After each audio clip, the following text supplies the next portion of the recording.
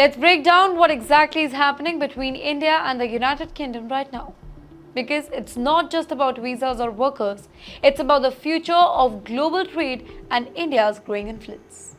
After years of negotiations, India and the UK are finally getting close to signing a free trade agreement.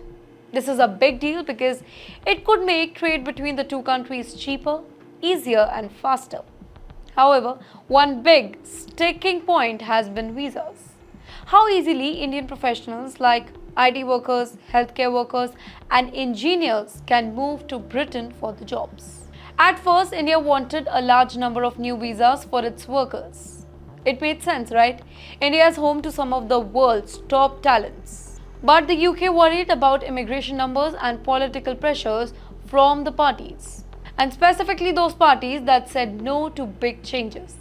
Instead, Britain has agreed to offer about 100 new visas each year for Indian workers. That's much smaller than what India had hoped for, though, but there's a large strategy to play. While the visa numbers may sound really small, the real win for India lies elsewhere. Both sides have finalized something called the mobility chapter in the trade deal. This will make it very easy for Indian companies operating in the UK to transfer their top talents across the border without getting stuck in endless paperwork. No official number has been put on how many workers will actually benefit from this. But the important thing is that the system will now be much more predictable and stable. After years of Britain changing its visa rules again and again, Indian companies will finally have clarity and security.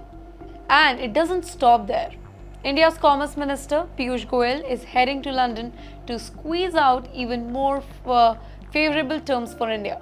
He's focusing on two major things. First, he wants Indian companies to be allowed to get refund for the money that they paid into Britain's public pension fund when their employees stay on short-term visa.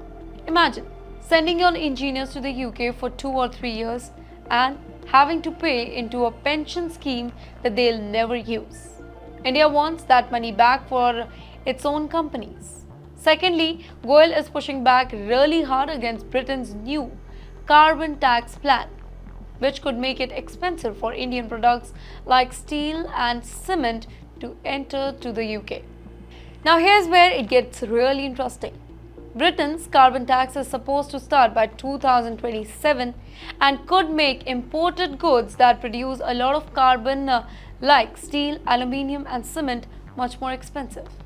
India, as a major producer of these goods, would really hit hard.